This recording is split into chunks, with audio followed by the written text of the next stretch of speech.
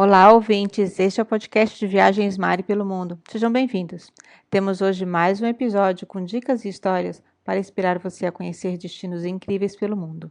E se você tiver mais dúvidas ou curiosidades, e para melhores opções de passeios, roteiros personalizados, pacotes e indicação de guias e agências, entre em contato pelo WhatsApp, pelo direct do Instagram ou pelo e-mail maripelomundo@gmail.com. Lembre-se que a gente está aqui sempre para ajudar no planejamento da sua viagem. E não se esqueça de curtir e comentar no post e assinar o feed do podcast no seu agregador preferido.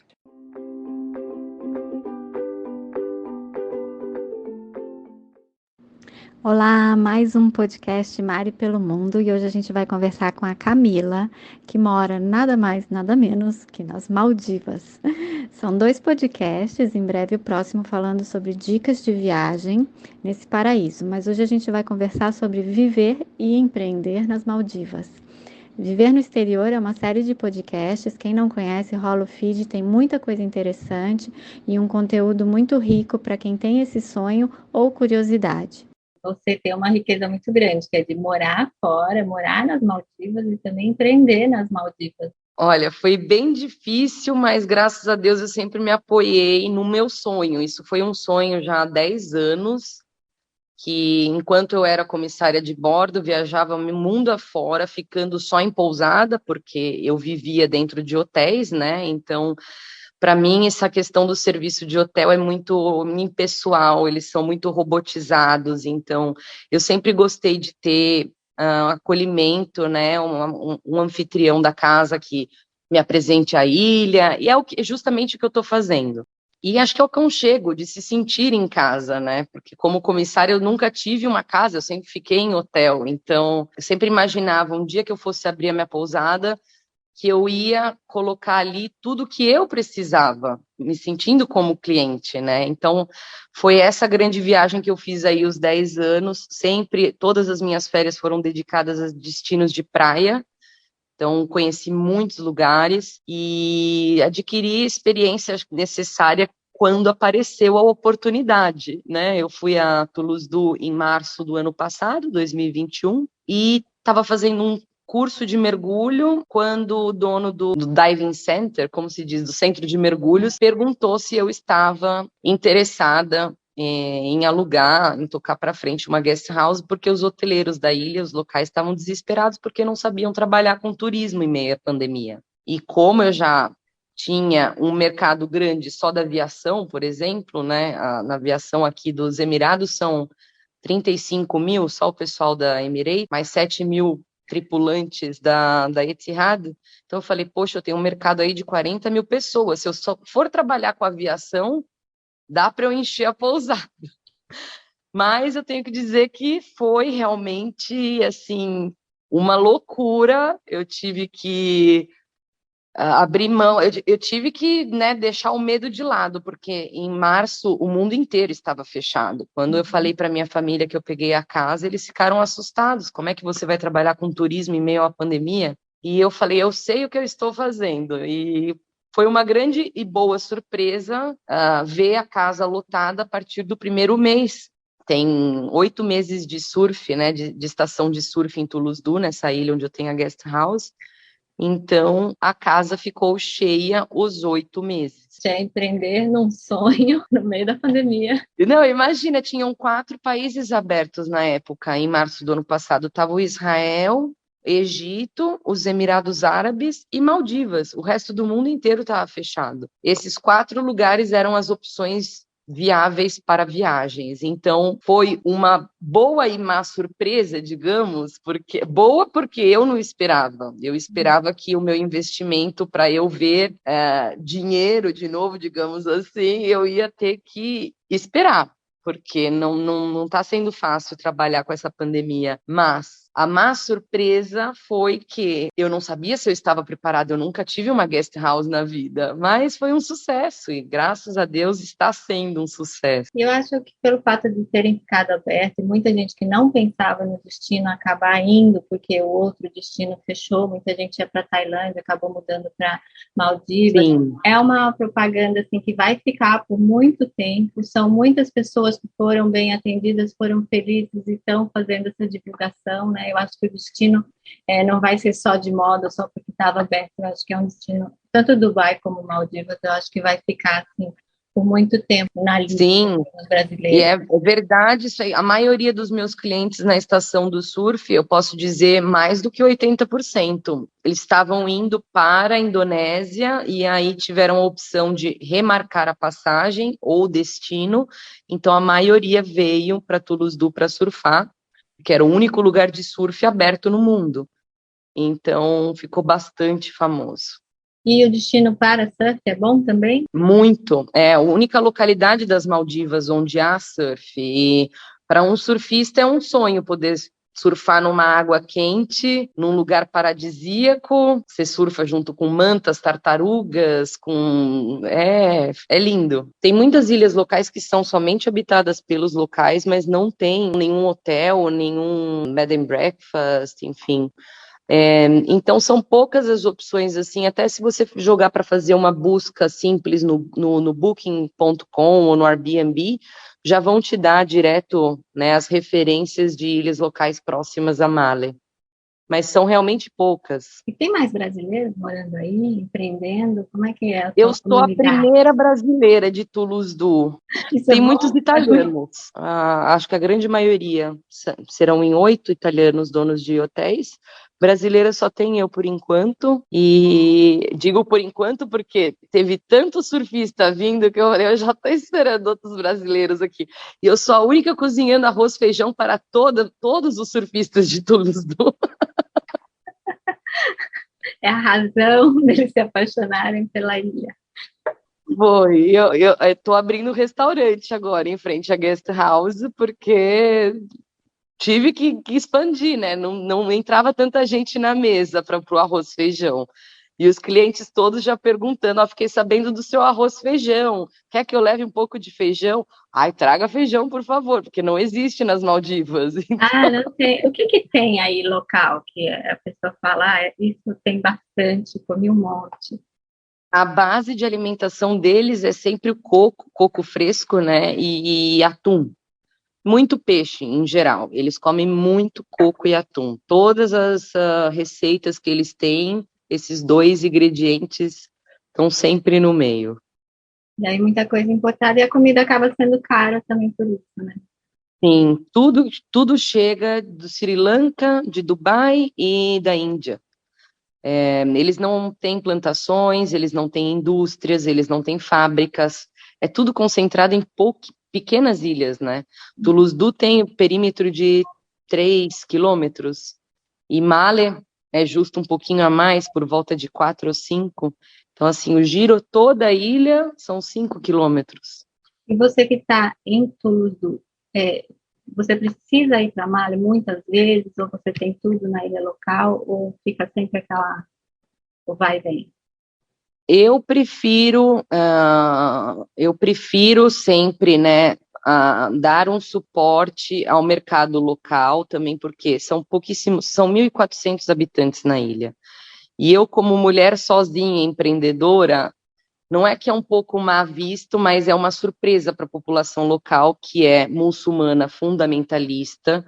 Então, para eu ganhar o respeito da ilha também, eu achei legal dessa forma, né, sustentar os mercadinhos locais. Então, normalmente, para a cozinha do bed and breakfast, eu sempre compro os meus ingredientes pouco a pouco em cada localidade ali. Eu não deixo para comprar num só. Eu prefiro, né, fazer girar a economia deles também. E é bom essa relação, essa parceria, porque também, de uma forma ou outra, eles contam comigo, eu conto com eles e eu ganhei respeito da ilha dessa forma. E é um país que acolhe bem o imigrante, o estrangeiro? É para morar aí para sempre ou é um período? Ai, olha, eu acho que como tá sendo a realização de um sonho, né? Eu tenho um projeto de longo período, não é de curto. Mas eu tenho que confessar que também é difícil, né, morar numa ilha tão pequena. Como eu falei, o giro todo da ilha são 3 quilômetros. Eu conheço todas as pessoas da ilha. Então, de vez em quando, eu saio para ter um tempo para mim, para ver um pouco de movimento, ver carros. A ilha não tem asfalto, não tem semáforo. Então, assim, é uma vida muito tranquila, maravilhosa, porque é contato com a natureza a cada minuto. Mas a cada 3, 4 meses eu costumo sair, ou eu vou para o Sri Lanka, ou eu venho a Dubai. Sri Lanka está 1 hora de distância, então, de voo, né? E que também é Então é um muito lugar próximo, lindíssimo, né? muito. É a minha segunda paixão, o Sri Lanka.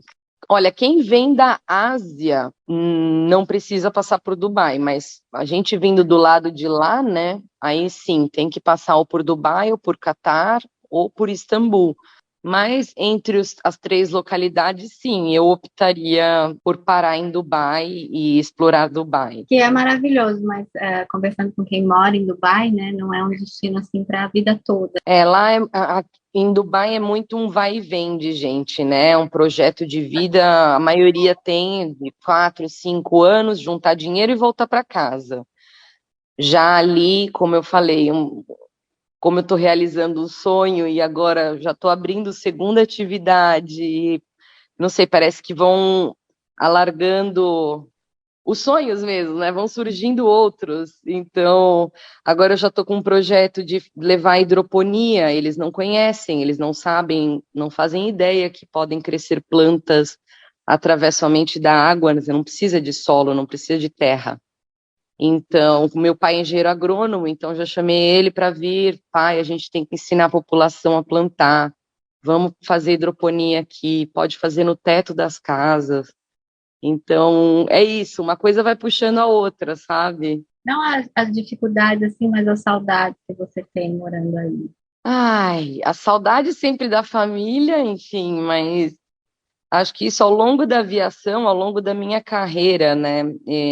Eu aprendi já a lidar com a distância e a tecnologia ajuda e muito, né? Porque eu posso falar com eles todos os dias.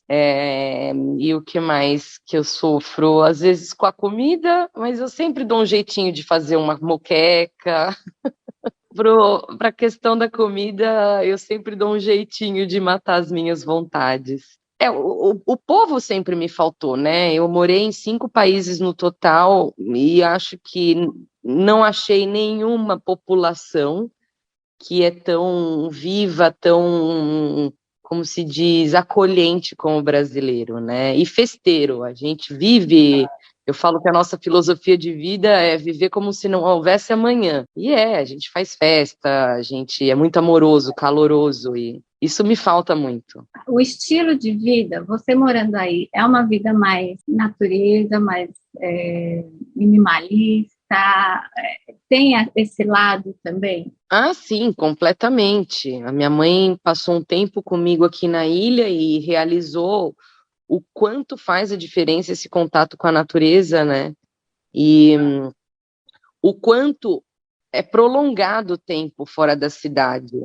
Eu, para pagar as minhas contas, para ir a escritórios públicos, eu vou a pé, em 2 minutos da minha casa. Às vezes, quando, não sei, ou eu estou estressada, alguma coisa, eu falo, vou dar um mergulho, eu já volto. Vou na praia tomar um sol e já volto. Isso é um sonho. Para quem viveu sempre em cidade, assim, é o praticar a gratidão todo minuto. Porque mesmo que você está estressado, vai lá, toma um solzinho e dá um mergulho, você olha para cima e fala, tá explicado porque eu moro aqui. É uma qualidade de vida acho que sem comparação.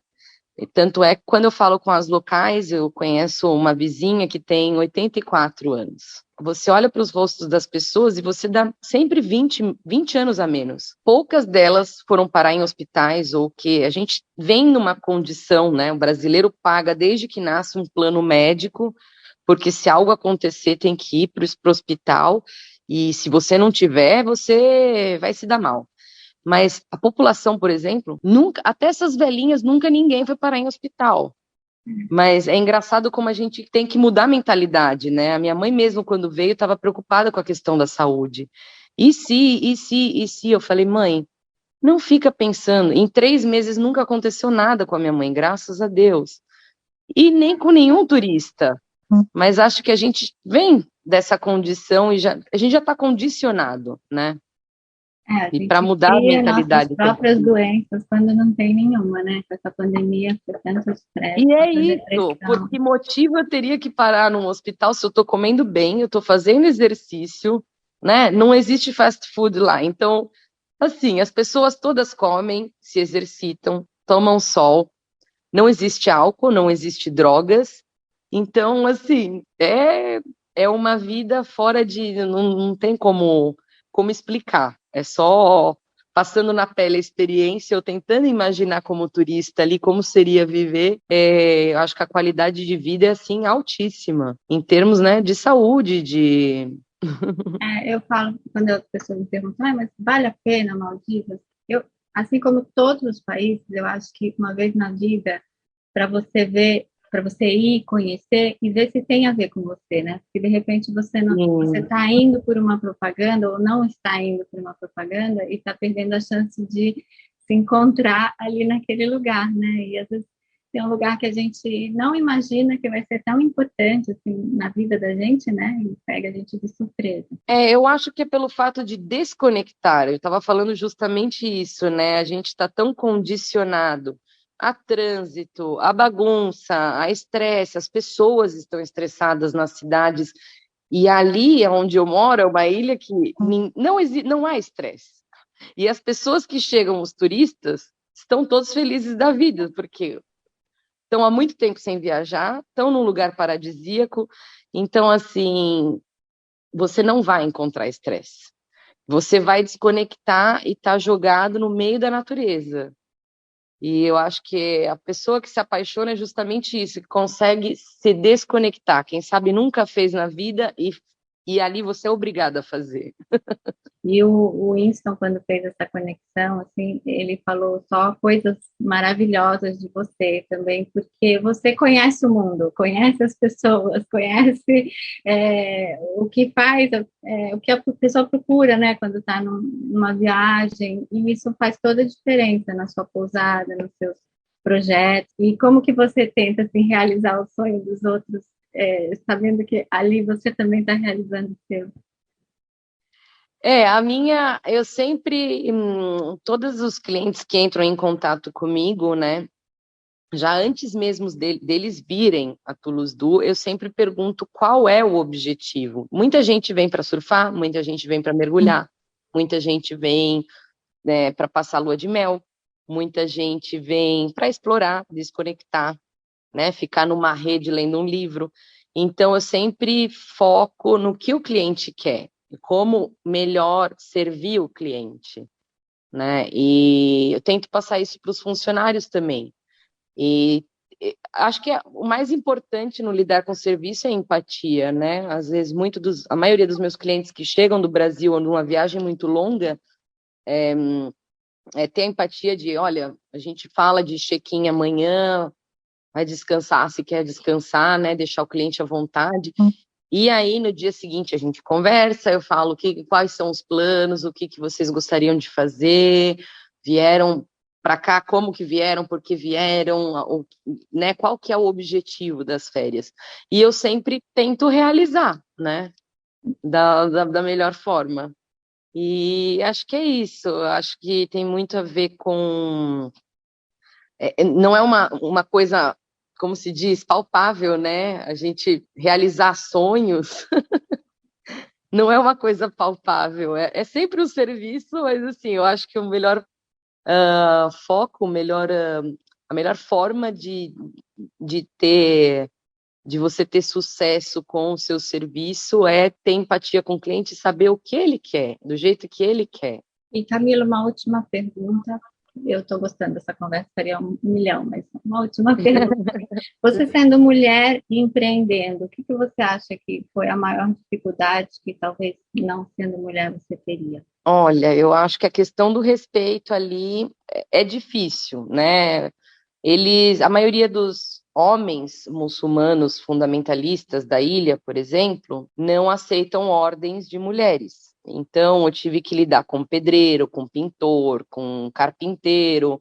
Então, eu tinha que esperar muitas vezes o meu namorado vir de Dubai para dar o pagamento para essas pessoas, porque não recebiam dinheiro de mão de mulheres. Então, assim, eu acho que a melhor forma de eu ter respeito é eu dando respeito. Então, assim, não quer receber da minha mão? Ok, respeito. Então, eu esperava o namorado e o namorado, aí, por fim, pagava. Então, acho que é isso, é um reflexo. Eu sempre tento dar respeito para receber. Mas não tive muito problema, não, porque acho que é só mesmo, o pessoal também, ao mesmo tempo que não acreditava, não entendia por que eu era uma mulher sozinha nessa ilha e eu estava fazendo tudo sozinha. Mas o pessoal era curioso e ao mesmo tempo tiveram muitos querendo ajudar ou que acreditaram em mim. Quando viram que a pousada estava cheia e que estavam vindo novos colaboradores, né? Veio a minha mãe, vieram amigos meus trabalhar comigo. As pessoas começaram a acreditar. Opa, eu não fazia excursão para essa moça, mas vou lá bater na porta dela, perguntar se ela quer que eu faça excursão para ela. Então, foi a forma mais fácil de eu adquirir respeito, e acho que foi o único problema que eu tive inicial. Essa crença, né, o pessoal não acreditava em mim, ou não achava que eu era louca, talvez, porque não existe isso na cultura deles. Quando você já tem 18 anos, a sua família já está visando um casamento arranjado. Então, não sobram mulheres sozinhas, empreendedoras na cultura deles, nas famílias deles. É mais uma questão cultural mesmo, né? E vocês falam que língua? Eles falam uma língua chamada Diverri, que é muito misturada, é muito misturada com indiano, singalês do Sri Lanka. Você já começou a aprender alguma coisa? Aí eu sei algumas palavras só. Ai, Camila, foi ótimo conversar com você. São 2 podcasts. Prazer. Eu vou separar em 2, porque vai ter um sobre viver e empreender aí nas Maldivas e outro falando sobre a parte turística, e a gente vai ter a participação do Winston. Muito legal. Muito. Obrigada a você, e sempre aqui à disposição para quando precisar. Camila, antes da gente terminar, deixa o seu arroba. Claro, Ocean Breeze Maldives é o nome da pousada, e eu tenho, né, o Instagram, Facebook, tenho o meu site, tudo ao mesmo nome, Ocean Breeze Maldives.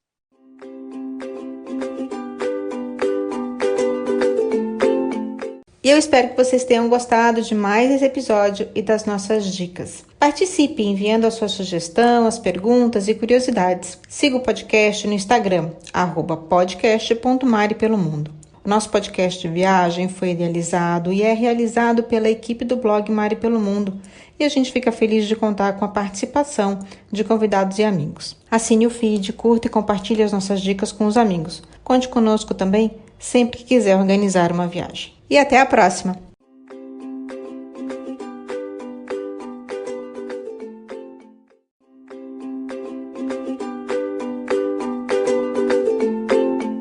E eu espero que vocês tenham gostado de mais esse episódio e das nossas dicas. Participe enviando a sua sugestão, as perguntas e curiosidades. Siga o podcast no Instagram, @podcast.maripelomundo. O nosso podcast de viagem foi idealizado e é realizado pela equipe do blog Mari pelo Mundo, e a gente fica feliz de contar com a participação de convidados e amigos. Assine o feed, curta e compartilhe as nossas dicas com os amigos. Conte conosco também sempre que quiser organizar uma viagem. E até a próxima!